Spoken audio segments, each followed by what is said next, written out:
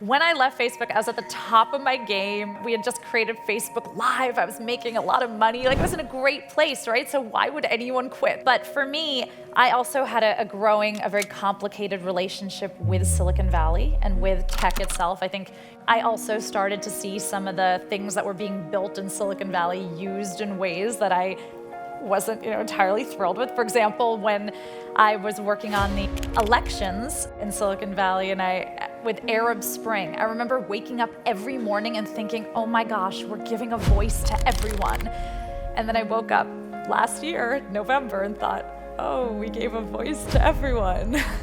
Yay. She's an entrepreneur, an investor, best-selling author, and a tech media personality, the founder and CEO of Zuckerberg Media, where they develop technology, content, and live events, all with the mission of putting intelligent, tech-savvy, entrepreneurial women and girls at the center of pop culture and media.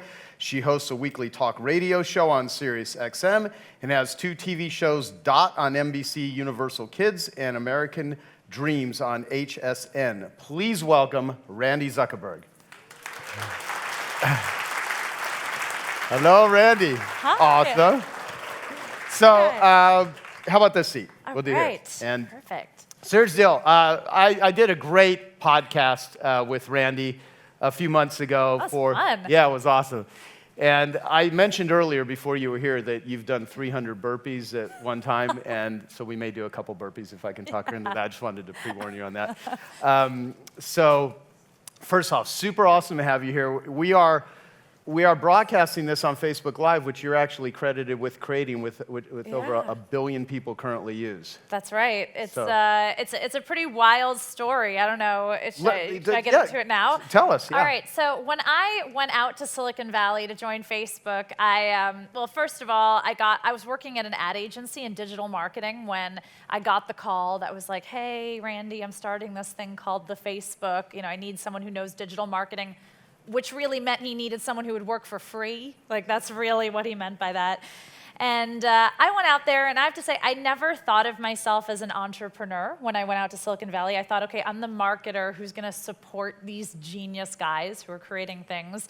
But they did these things at Facebook called hackathons, where every few months, everyone in the office had the opportunity to basically pull an all-nighter at the office and come up with your wildest, craziest ideas that you would then pitch to the company.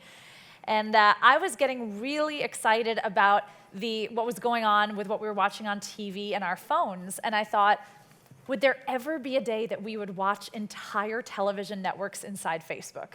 I had pitched it to every media company on the planet and been flat out rejected by every single one. So at one hackathon, I just created this show called Facebook Live with Randi Zuckerberg. 2 people watched, my parents. Wow. That's it. It was an abysmal failure. I didn't even stay awake the whole night to present it to the company. And I was like, all right, well, Facebook Live is dead. All those media companies were right. And then a few weeks later, I got a call from Katy Perry's manager saying that Katy Perry wanted to launch her world tour on my Facebook Live television show. Wow. So we hustled as a company, we got it built, and it was so successful. Millions of people tuned into that first broadcast. We had, just tons of celebrities. Even President Obama in the White House used Facebook Live, and just about a year and a half ago, Facebook launched a Facebook Live button on 2 billion profiles. So I think, for all of us in this room, you guys are incredible. I've read your bios, but for me, that was an incredibly meaningful moment because, like I said, I never considered myself an entrepreneur or an inventor, but what that showed me is that any of us putting ourselves in the right situation where we're free to have our wildest ideas, we're all sitting on that 2 billion person idea. Right. That's awesome. How many years ago was that? That was about 7 years ago now. 7 years ago. Wow.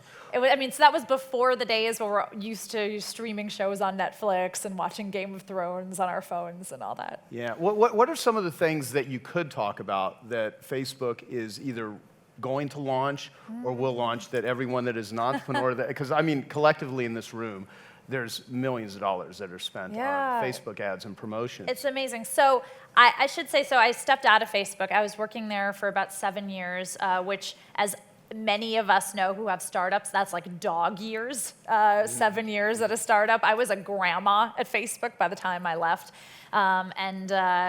I even remember when I was pregnant with my first son, I traveled to 17 different countries while I was pregnant and did that.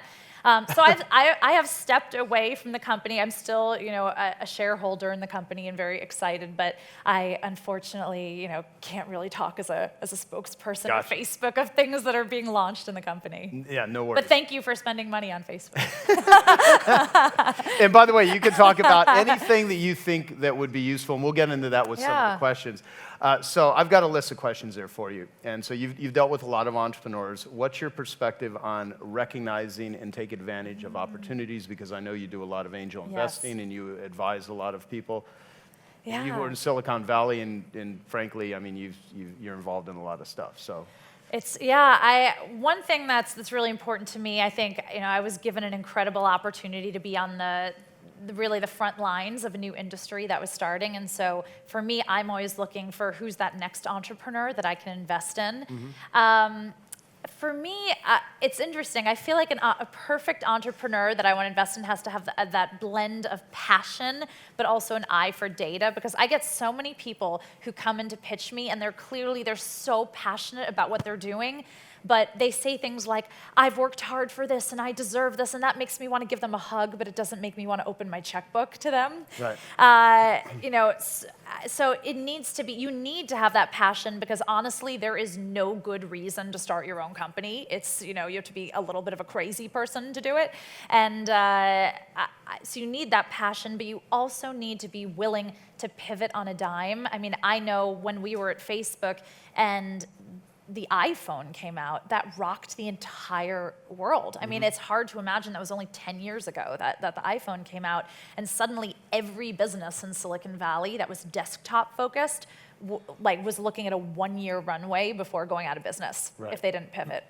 And so it's also really important to see in an entrepreneur someone who's passionate but not so laser focused that they're going to miss all the trends that are going on around them. Well, on our interview, we talked about some of this stuff, but what are technologies that you utilize that make your life just easier? I mean, because I imagine a lot of people ask you, what is the coolest apps? What are the this and that?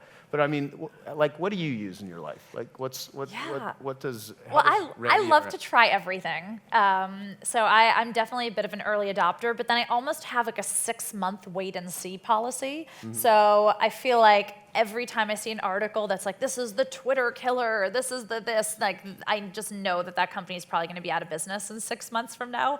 And so I kind of like to wait and see. I also live in New York City, which has a very specific like a way to live there, where people don't own cars. So a lot of the apps that I use are all about convenience, ease, replacing things that people would normally use in the world, like vehicles and home security and things like that. But my biggest passion right now is around kids and technology, how to introduce children to tech in an exciting new way. So I'm constantly trying out new toys and gadgets that teach kids how to engineer and build and code without ever using a screen. Yeah. Which is a real passion of mine. Well, talk to this, because we talked about it a little bit when we did our podcast, but also I've heard you in other interviews where the way that adults, many that were not, where social media didn't exist, or, like when I was 10 years old, I remember walking around, I don't know if I should admit this, but I'd walk around with a pellet gun, basically, because that's what I was given, a pellet gun. Go outside and walk around all day with a pellet gun and shoot stuff, right?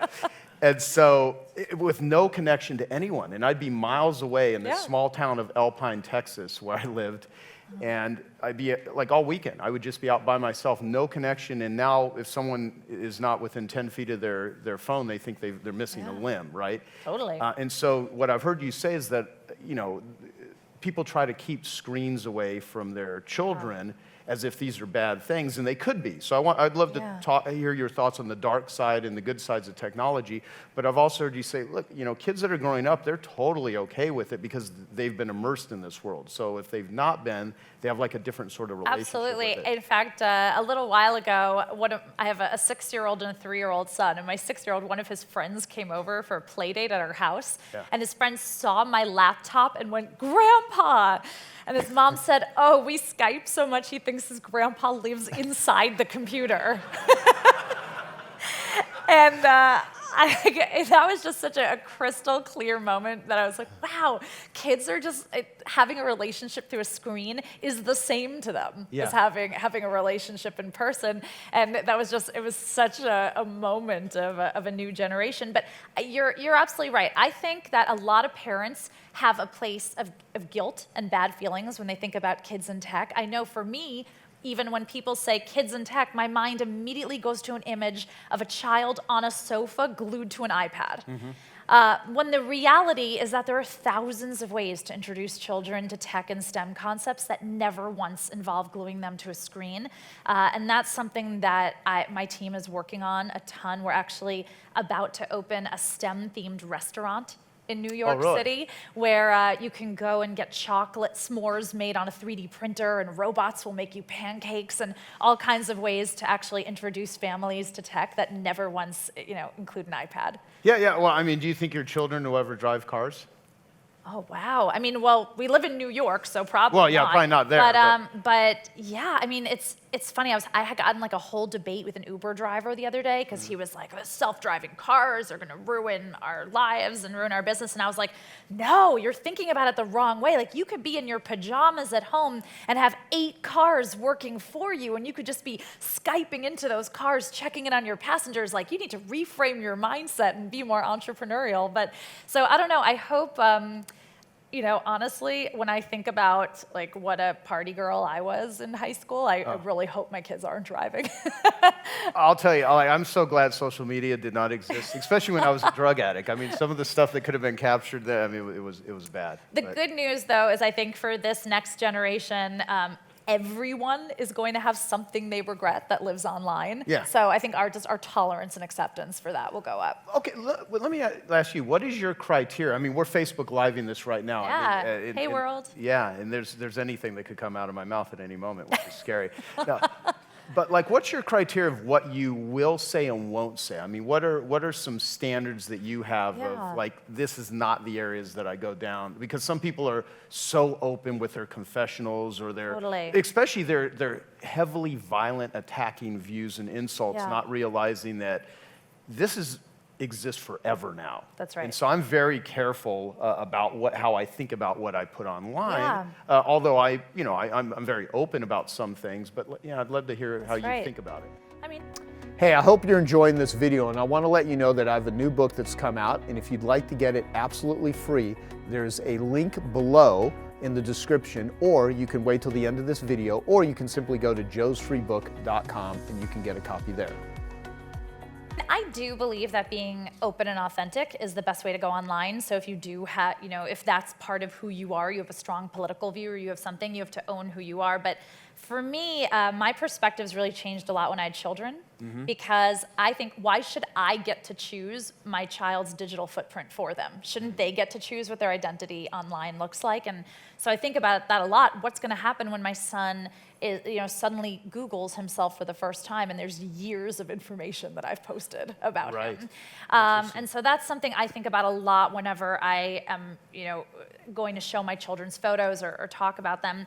But also for me, I like to spend a lot more of my time listening than I do talking, because I really think that I've learned so much from traveling the world and hearing how other people view technology and the issues that it would be so easy for me to stand in a studio in Manhattan and have views on everything. But it is not until you travel to the border of Mexico and Texas that you can really understand immigration. Like, it's not until you travel to rural Tennessee where people don't have health care that you can understand that. And so I try very hard to not just stand up and have viewpoints on things until I actually go places. Right. No, I like it. So what's the mission behind your .complicated brand?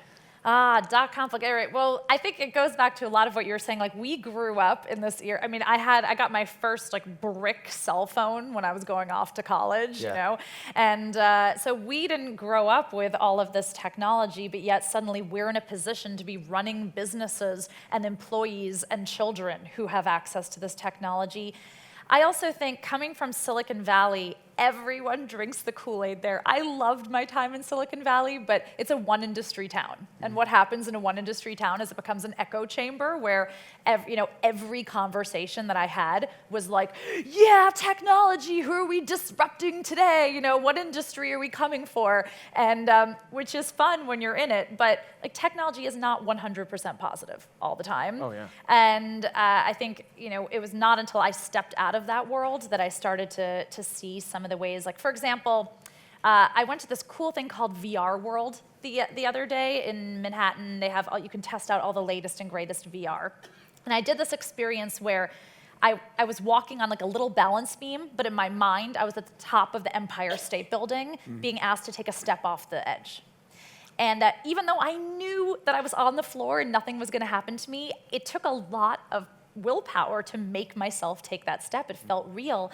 And so I thought, on one hand, wow, this is gonna totally change our businesses in amazing ways, in medicine, in real estate. VR is gonna be so game-changing. On the other hand, as a mom of 2 boys, like, are we gonna be treating high school boys for PTSD because they're playing violent war games that feel so real that they think they're there? Right, exactly. And so that's really the ethos behind .complicated, is really looking at all of these emerging tech trends and thinking about the ways that they're going to change our businesses for good, and also the ways that they're going to add new complications to our lives. Well, I mean, right after, later this afternoon, I'm going to be interviewing Dr. Gabor Mate, who I consider one of the top addiction doctors in the world, and behavioral addictions, the dopamine hits that come from, electronics, as an example, even like gaming in Las Vegas, where you just glop to a slot machine, and you're just, it's that constant pursuit. Well, the companies that are designing these technologies know how to create these constant dopamine hits, the likes, everything. I mean, even the selfie generation. Yeah, I mean, they have behavioral scientists that are working inside these companies who know that the types of content they feed you can affect your mood and exactly how to get you hooked, even from the login screens. So it's also just as important that we understand that that is going on anytime we're online, and that we understand also how to break ourselves from that. Well, let me ask you about that, because we have, I don't know if you're friends with BJ Fogg. He's I know BJ. Hey, BJ. Yeah. I saw your name in the program. Hey. Stanford Behavioral. He's probably in his research figuring out all kinds of crazy ways. He's like the top of the top. That's awesome. Exactly. No, but he's actually a super ethical guy, very caring person, very, very much about like using how to influence people in positive ways. Yeah. And the thing with technology like VR, there's some companies in Silicon Valley that put VR goggles on homeless people, and they measure their stress levels going down. So there's ways to use technology, like, let's take the subject of sex addiction. Yeah. There's a thing where they do fantasy contamination. Like, what happens if you have an affair? What happens if you watch pornography all night? Where does if you're on an all-night drinking binge, what are the consequences? So you go past the fantasy, and in a VR environment, you literally can choose how this is going to end. Totally. And I think that could do a lot with it. It's so powerful. I mean, imagine children who are in hospitals with terminal illnesses that suddenly you could put them somewhere. I read about another study at Stanford. I don't know if this was your study, that they showed people what their lives would be like 20, 30 years in the future if they saved money in different ways. Yeah. And that people who saw themselves having a better life in retirement actually made smarter financial decisions immediately after doing that. So I think there are incredible use cases. On the other side, I've also heard of cases where children recalled vacations that they had went to as if it was a full vacation, when really they had just seen a place in VR. Interesting. Like, will we be able to recall and plant false memories in people's minds, like if you really feel you're there? So anyway, I think technology is amazing. I mean, I'm very biased on the side of yay technology, but complicated. Everything has two sides, and I think we have to be very conscious consumers and business leaders when it comes to all of them. Gotcha. What do you read, study, follow that you think would be very good for entrepreneurs to look at? Because there's so much that you could pay attention to. Well, gosh, I mean, we just talked about VR, but there's a few industries that I follow a lot right now. I think it's so rare to be able to be on the front lines of an entire new industry that's starting. So I'm following a lot right now, cryptocurrency and blockchain. I think that's a really exciting world. I also, because of my work with children and families, the next one is a world that I can't really be an investor in, but I'm really interested in it, is the cannabis world. Because again, I think that is a world that really people are getting on the front lines of an entire new industry that's going to change medicine, that's going to change opioid addiction, that's going to change all kinds of things. And so those are the industries and VR that I'm pretty laser focused on studying right now. Okay, awesome. So, so there's entrepreneurs in the room that are parents like you. So what advice could you give them between the intersection of being a parent and the use of technology? I mean, we've already touched on it, but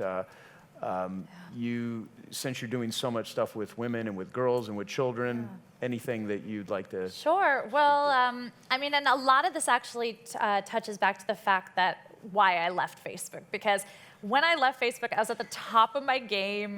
We had just created Facebook Live. I was making a lot of money. It was in a great place, right? So why would anyone quit? You're like, why are you up here, listening to the story of a crazy person? Maybe.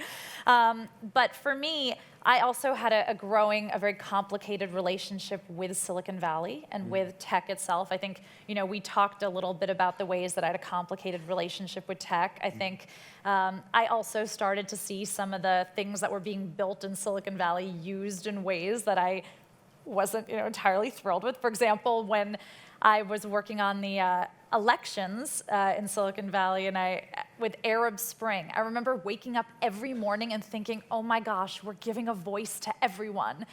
And then I woke up last year, November, and thought, oh, we gave a voice to everyone. Yay. I mean, but I think the biggest reason that I had a complicated relationship with Silicon Valley was I just got so sick and tired of being the only woman in the room for a decade. And to this day, my best advice for young women who want to go into technology is to have a man's name like Randi. Wow. Because I can't tell you how many meetings I got because people thought they were meeting with a dude. And then I'd show up and they'd be like, what? I'm like, too late, got the meeting, sorry. But it's funny and it's sad, right? That's still to date my best advice. So for me, after a while, I just realized, okay, this isn't something that's going to change from inside Silicon Valley. This is going to change by infusing into pop culture, by having TV shows and books and experiences and theater and live, everything that's putting these more girls and getting them attracted to technology. So that is what I live and breathe day in and day out. It's interesting too, because for one, we've gone and looked at the percentage of women that join my Genius Network group. I mean, I don't know what the makeup in this room actually This is a much better room, I think, than I usually see. So yeah, no, there's some entrepreneurial groups that are big sausage fest, pretty much. But we're on Facebook Live. I should have said that. But we range between 30-35% of women that are in Genius Network. Right. So we have amazing entrepreneurial women that are in the group. I mean, what's from your perspective differences of I mean, men and women as entrepreneurs? It's getting better, I have to say. The numbers are getting better, but when you look at the amount of venture funding that goes to women, it's single digits. I've seen everything from 2 to 6%. And none of that is good. That's not a good number. Yet, in my own portfolio, I mean, I invest in both men and women. I invest in anything that I like, but I really try to have equal men and women founders in my portfolio. I have been able to achieve a 60% female founder ratio and a 30% diverse founder ratio, which is, I mean, it's not even single digits in venture capital. And I have to say, I mean, I love the men in the room. It's great, but my women-founded companies have performed so much better than my male-founder companies. Really? Like, yes, every company that I have like made a lot of money off of has been founded by a woman. Wow. Could you imagine if I said that, trying to say something from like I would get attacked right now? No, well, so No. I have never raised money for any venture I've ever done. So I have equity in, a dozen companies. However, I've always just sold stuff. Like if I needed money, I'm like, well, let me just sell something to someone that'll cut me a check. But that's not all businesses. So what are the dangers of raising money? Because so many entrepreneurs come to me, and the number one thing they're thinking about is not how are we going to sell something, but how are we going to get funding. And then I feel, well, then you're going to be beholden to someone that you owe money to. So any suggestions? Yeah. So I have made every mistake in the book and tried every possible thing when it comes to business. So, but for me, I actually I don't like to take VC or outside investing in any of my projects either, because you're right. Suddenly you have a boss, and isn't that the whole reason that you became an entrepreneur, was to be your own boss? So I think if you can take smart money, if you can take an investment from someone who really understands your industry and is going to catapult you ahead, that's really the only reason to take outside investment. I think selling things is great because that is a clear sign that the world values the product you're doing. And if you can be cash flow positive and revenue positive, I mean, that is the number one way to see that you have a good product market fit. The thing that I started doing actually with a lot of my businesses is joint venturing too, because, and a lot of people say, Randi, why do you only want to own 50% of something? But for me, I'd rather own 50% of something amazing than 100% of something that's not going to happen. Right. And so for me, that also means that I have other partners with skin in the game. I can offload some of the logistics and the work to other people. So I think, raising financing should be a last ditch. No, I agree. And I love that you say that too, because I honestly think it's a cop-out for a lot of people. It's almost like delaying figuring out how to do something. Like we got this guy right here in the front, that's Dan Sullivan. And Dan Sullivan has coached more successful entrepreneurs than anyone in the world. And he has a company called Strategic. We're actually going to show his documentary tonight. There's the first documentary that anyone in the world has ever seen will be shown tonight, that Nick Nanton put together, and David Berg and me helped with it. And so Dan and Babs, they've been coaching entrepreneurs with Strategic Coach for many years. And he has this great line where he's like, test ideas on check writers. Yeah. And it's like the number one job of the entrepreneur is to go get a check. Now, maybe that's going to be, funding for some situations, but I believe it should be the last like thing. for example, before we went to launch this big STEM restaurant that I'm talking to you about, I mean, I could have gone out and raised a lot of money from a lot of people, but I decided instead I was going to beta test it in some smaller markets just to see, like, is this even a good idea? Do people like it? So I opened one this summer in Chattanooga, Tennessee, and I called it Sue's Tech Kitchen. We opened it for just a week. We had people, we sold tickets for $5 because I told people, like, this is a beta. I'm figuring this out. So, come in and get all of this food and all of this stuff for $5. We sold out all of our tickets in 1 hour. And after that, I realized, I was like, okay, this was a great test. Like, now I feel like I can go to New York and bigger cities and do this instead of just raising financing from someone else. Yeah, love it, love it. So let's talk about you sing, you dance, you've been on Broadway, you're a parent, you're involved, you're an advisor, you have your own company. How do you manage manage your time? Gosh, okay. And you do burpees too. I do. I love, it's so efficient. And you can do them anywhere, but I love things that are efficient. So it's funny, I have a bit of a personal mantra, which I know, like, that sounds like a really douchey thing to say, sorry, Facebook Live. But I have, because I do wear so many hats that I feel like work-life balance just doesn't exist. I'm sorry, it doesn't exist. Nothing I've ever done that I'm proud of have I done when I was being balanced. So my mantra is work, sleep, family, friends, fitness, pick 3. And you get a different 3 every day. But say those again. I want people to write them down. Sleep, family, friends, fitness. Pick 3. You cannot pick all 5 of those and do them all well. It's just not every possible. single day. Every day. And every day, when I wake up tomorrow, I can pick a different 3, and the next day a different 3, and the hope is that it balances out over the long run. But you cannot accomplish anything of value if you try to do all 5 of those things in one day. So I think, for me, when I started to give myself permission to be lopsided, I guess, instead of being balanced, that was when really things started unlocking for me in an incredible way in business. Yeah. What I think about with sharing things in Genius Network is I believe really accomplished entrepreneurs can come up with better ideas sitting by themselves, with a napkin or a notepad than going to most seminars. So if I'm going to share ideas with some of the greatest thinkers, I want to share elegant ideas. And not just how do you solve a problem, but what's one thing that if you solve this one thing, solves 100 other problems. Like, for instance, sleep is an example. If you're sleep deprived, if you fix sleep, there's like dozens, if not hundreds of other things in your life that will improve. What are some rituals or things that you have done or involved yourself in that just you get so much bang for the buck? Like, is the juice worth the squeeze? Yes. That sort of thing. Like, what are some things that just move the dial? Oh my gosh.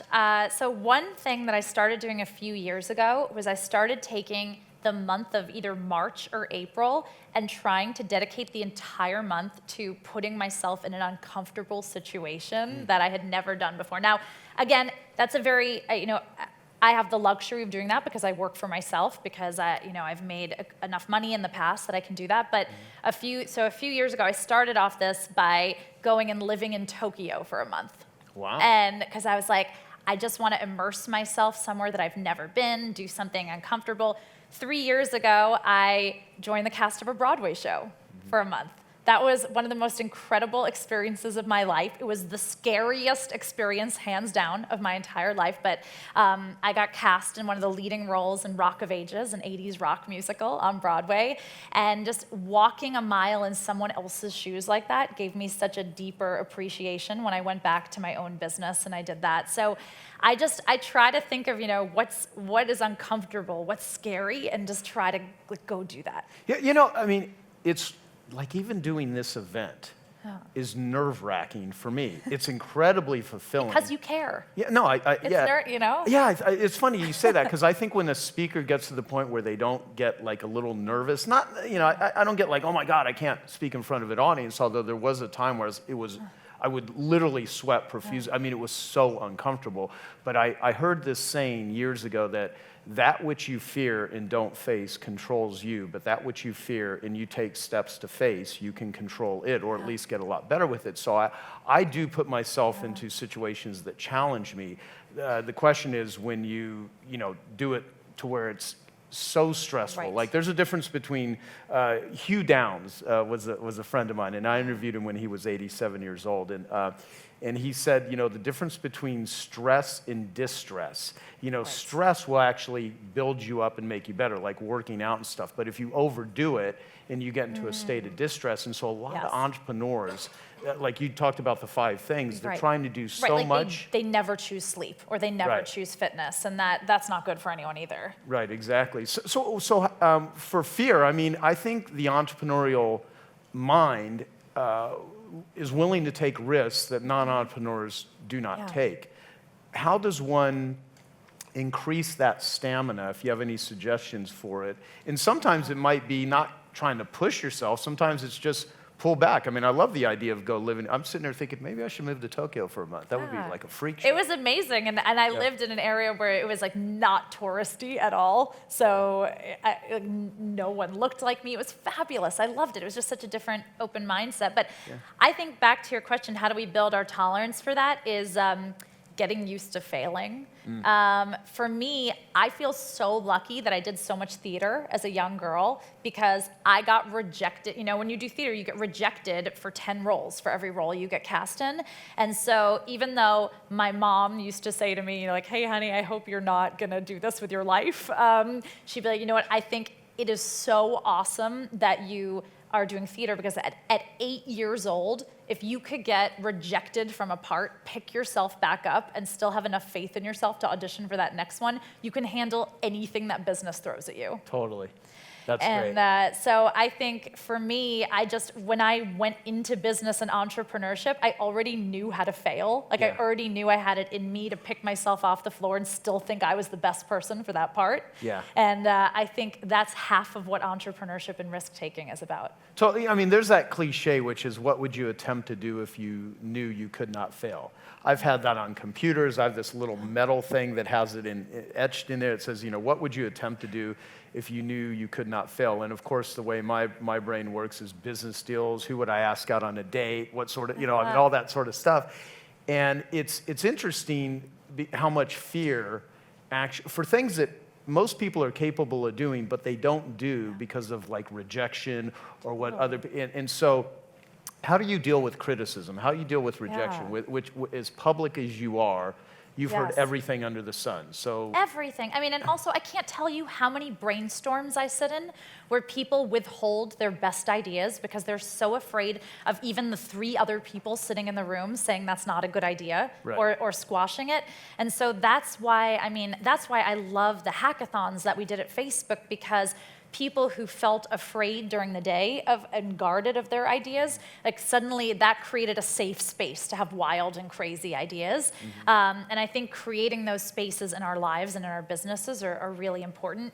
For me, I mean, gosh, the first project that I took on after I left Facebook and started my own company, NBC asked me to do a show on Bravo, a documentary about Silicon Valley startups, follow 6 entrepreneurs, and it got a ton of hype. It was, like, really buzzed about in all the tech and media press. And then the show just didn't do well. After the second episode, it got moved to a 3 a.m. time slot, and then it was a marathon at the same time as the Super Bowl. So that's, where a show goes to die. And I thought, oh my gosh, how am I going to pick myself up off the floor from that? That is the first project that I did after leaving Facebook. Like, how am I ever going to have any credibility ever again? And it took me a while to kind of get myself off the floor for that one. But 2 years later, when I put out my children's book, Dot, it was that same executive who called me on the phone and said, you know what, our first show didn't work, but I liked working with you, and I have a feeling this next one will. And now Dot is in 30 countries, 100 episodes of our animated show, and wow. That wouldn't have happened without that failure. no, see, that's the thing. Like, what Dan calls it is a strategic byproduct. That if you start pursuing something, things that happen off to the side end up in many cases being more valuable than the original thing you're pursuing. Like, Absolutely. if you sign up to run a marathon, what ends up happening is, your goal is to run a marathon. But all these other life changes Totally. happen off to the side. Like, maybe you start eating better, you start sleeping better, you start getting in better physical shape. Right, you quit plan your drink- time better. Exactly. Yeah. And then all these little things happen. And so my pursuit in life is the strategic byproducts that come out of it. I mean, this group, Genius Network, is really, I want the strategic byproducts of it. For me, I want to change and we've talked about this on our podcast interview. One of my projects is changing the global conversation about how people view and treat addicts with compassion instead of judgment. Yes. And I know that I will figure out the best ways to go about doing that within Genius Network. So Totally. the strategic byproduct is I can do all this other stuff It's in so the interesting. addiction field. I think another thing, though, that you're so good at in so many, is you have to be willing to have people give you advice and then reject it. Like, you have to really be able to stay true to who you are, because I know from when I was 2 years old, my biggest dream in life was to sing on Broadway. Like, I just knew it from the first moment I could create memories. And when I got to Silicon Valley, all my mentors who I respected told me, like, Randi, stop singing. Don't do anything that is distracting from working here, because you already have it harder than the men as a woman. People already want to say that you don't deserve it, so don't do anything that's going to distract from that. And so for 10 years, I didn't sing a note, I didn't perform. I buried something that was in my soul, basically, to fit in. And I a few years ago, when I ended up getting cast in the Broadway show, After All, it was like a Pandora's box of my soul opened up, and I realized, what was I doing listening to bad advice all those years to like be less interesting, you know, to not, I mean, that actually, it has been one of my biggest advantages in business is the theatrical knowledge that I have in that work. So I think also you have to be willing to kind of look great people in the eye who think they're giving you great advice but aren't. Right, well, yeah, and also, and just even asking, you know, whose life is it anyway? I mean, what am I really trying to do? So many people, even if they get, like, again, a Dan Sullivan saying is success traps are harder to get out of than failure traps. Yeah. You know, and when you've reached a certain level of success and you're making a lot of money and you have a big company and you may hate it, you may be miserable. It's like we talked about on the the podcast. I told the story of this crazy guy I learned marketing from, where he had a guy come to one of his seminars that had 56 hardware stores that he owned. And he had not talked to his children in a couple years. He was 60 pounds overweight. He was drinking heavily. He, you know, his cholesterol was through the roof. And his number one goal was to open up his 57th hardware store. You know, and it's kind of like, at what point do you, you know, at what like, point is enough enough? Like, focus on yourself. Exactly. How do you follow what is so damn important to Randi and drop? I mean, because you're in situations where you get, because of who you are, you get thrown opportunities that are amazing all the time. Yeah. So, but you have so many amazing opportunities. You got opportunity indigestion. You know, so That's a good. I like that. yeah. I mean, and I think a lot of people in this room, that's one of their biggest challenges is not, you know, I need an opportunity. No, I need less of them. I'm buried in opportunities. Yeah. Which ones do we say yes to? Which ones do we say no to? I think that's the hardest thing of all of us, because as entrepreneurs, we always have our eyes open for that next thing, that next opportunity. You know, we are in a mindset to create our own luck rather than let luck happen to us. So, but it can be so distracting if you're constantly having, you know, shiny objects dangled in front of you and you want to say yes to everything. So I think for me, I just, you know, often just have to like clench my teeth and remind myself of my ruthless priorities. You know, what are the 3 things that I want to do this year? And that doesn't mean that you should close down to outside opportunities, because there, you know, you might find that amazing thing out there that is worth latching onto. But I have found that when I create things, when I create IP or create business, and then people come to you, they slot into what you're doing. Whereas if you just kind of go on coffee meetings or lunch meetings or phone calls, people don't really understand, and that's when you're at the risk of distraction. Right. Okay.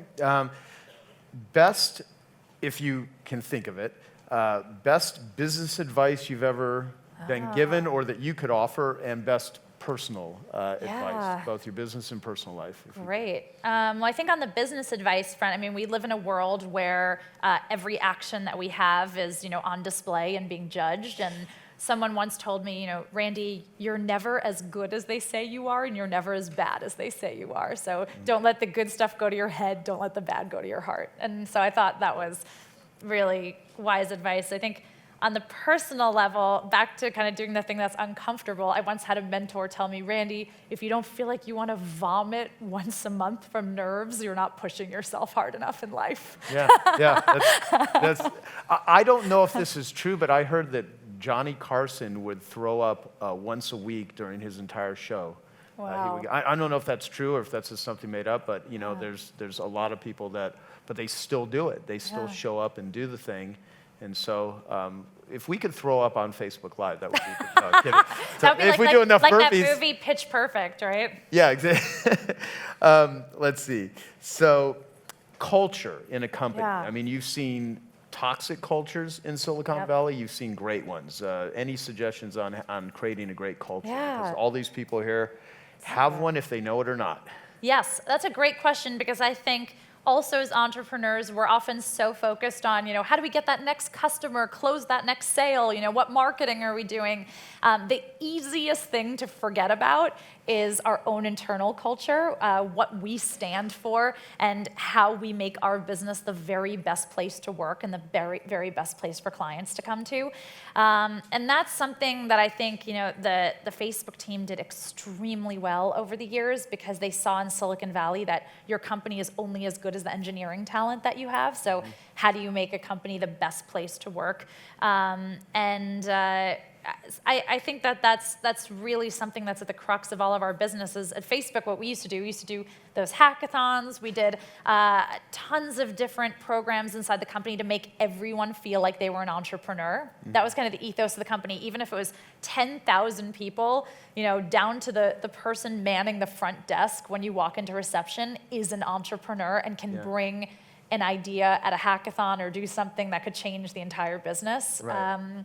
So I think every single one of you has an expertise and an ability to create, a company that stands for something amazing, and I'm excited to see it. Well, I mean, so when I for many years, I would have a lot of people that would think of marketers and salespeople as, oh, they're just trying to manipulate me and they're trying to exploit me, and there are many people that do that. But then I started saying, think of selling as influence and think of marketing as storytelling. And every company, every person has a story. And if you tell a better story, it's not just the people that are going to buy products and services from you, it's the people you're going to employ. That's and right. you have to, I think a lot of culture is the story that exists within the organization. Yeah. So, well, because of timing, and I do want to capture this if we could, how many burpees can you do? All right. Well, if I lose the high heels and you're not really dressed. I know for I'm not burpees really right dressed for burpees, and the women in the room will understand why I'm really not dressed for burpees in a way that the men won't understand. but that's okay. I'll do it anyway. I think I could probably do like 10. You want to do 10 burpees? Yeah, I think really? so. Yeah. All right. She's a badass. All right. So let's see. And by the way, are you cool with doing pictures with everyone? Yeah, We're gonna take a totally. break? I mean, I might look like terribly disheveled after we do 10 burpees, but if people don't mind that, then Okay, cool. if you're down for it, All right. I'll move these back. Oh gosh. See here. Okay. This is gonna get bad. And then we'll fast. let's see here. And by the way, why burpees? You talked about efficiency, and I agree. Yes. I mean, ever since this guy named Joe DeSena, who started Spartan Races, wanted to interview me, and I'm like, why do you want to interview me? I've never run like a Spartan You race. do look pretty badass. Well, thank you. I do try. And he had me do burpees, and I literally was getting over a cold, and this was a few months ago, and I'm like, I can't do burpees right now. I'm literally, my chest is congested, my stuffed up nose. He's like, no, we'll go slow. I ended up doing 61 burpees. Dean actually showed up later because we were doing the interview at Dean's office, Dean Graziosi, and he also did an interview too, and so Dean could only do like 50 at that time. So I mean, that's a lot. That's pretty good. That's pretty good. I remember that. No, but but Dean's in killer shape. He freaking hikes Camelback Mountain several times a week. So anyway, I just when people don't have mics, if I can insult them on Facebook Live You're like, while they're down there. I'm on stage. Yeah, you don't have a mic, I feel so my superior. version of the story is louder. Totally. So how often do you what's your regimen? Well, I love, instead of setting single goals like a marathon or something, I like setting goals over a whole year that's going to feel really hardcore when I say it at the end, but is actually really manageable. So my goal is to do 40,000 burpees this calendar year. Wow. I'm at about 35,000 right now, which Really? that sounds like a crazy high number, right? But is. it's actually a very manageable number if you do it every day. You just have to stick with it. That is great advice on how to think of something big but breaking it down like that. Yeah. So how should we do this? Oh my gosh. Should we just do it Are we doing full to the floor? Oh my gosh, I'm so sorry for anyone sitting right behind me. I hope they're not. Here. Well, we'll do this. We'll do this. That's a much better idea. Trying to think of the. Oh my gosh. By the way, thanks for being a good sport about this, Ray. It's not Any often I get women in the room, you have to look out for other women. If it's a disaster, you just have to yell, Randy, stop, okay? Please, I would do that for you, okay? Anyone want to join us up here? Does anyone else want to come to the side? Yes, please. Come on, who can do some power burpees? in Come numbers. on. Okay, Bree, Yeah. awesome. The Betty Rocker, who's amazing. Yes. Okay, Oh who my else? Come on, we need to come. Okay, I feel much Dimitri? better about my life. What's up? Okay, Okay. awesome. Okay. Oh my gosh, I love this this. is so hardcore. That is, yes. Okay, so we'll just jump up and we'll do 10, right? Okay, we're gonna go full to the floor. You got it. All right. I'll let you lead. Okay. 1, 2, 3, 4, 5, 6, 7, 8, 9, fine. Oh, yeah. Woo! Awesome. Thank Oh you. my God, you guys rock! Woo! All right, I gotta like So fantastic. some Thank you. undergarments going on here. Okay, we're good. Awesome, we're good. brother. Okay. Thank you. Woo! Oh my gosh. So fantastic. Workers. See, that's Wow. so efficient. Totally. 10 and you're like, Yeah. such a good workout, right? Yeah, completely. Like That when was, I like, tell that was so fun with all those awesome people. yeah, that's good. Very It's- motivating. I'll tell you. So now that you've seen that, tomorrow I'm morning glad you're talking right now. is because it does. It wins the hell out of Yeah. you. And so they're like, start with one if you're worried about like hurting yourself, and then Yes. the next day do 2, then do 3. But they're so good, and it immediately gets you out of a state. I do them Totally. usually first thing in the morning. Yeah, it's great. Yeah. Well, Well, that is Randi. the first. That is not something I have ever done. Really? In And like we a did it on business Fa- talk before, so we- especially thank not you. in a skirt. Thank you. So, how do people follow you? Where? What? Oh my gosh. Just give any advice for people that want to Sure, follow your well, work, your TV shows, your radio show. If you have young kids who love technology, my show Dot is about a group of 5 young friends and who make robots, and that's on Hulu and NBC. We are launching a 10-city tour of Sue's Tech Kitchen all around the United States next year. So I'd love to work with any awesome entrepreneurs in the room to feature, any of your businesses on that tour. And you can follow me on social media, especially Facebook, Randi Zuckerberg, also on Instagram and Twitter. So thank you guys so much. Awesome. Thank you so much. Thank you. Okay, I hope you found that video awesome and useful. So if you want to get a free copy of my book, I want you to click here. And if you want to watch some more videos that'll be useful and awesome, click here. Go ahead. They're over here. Do it now. Come on. Thank you. Watch them.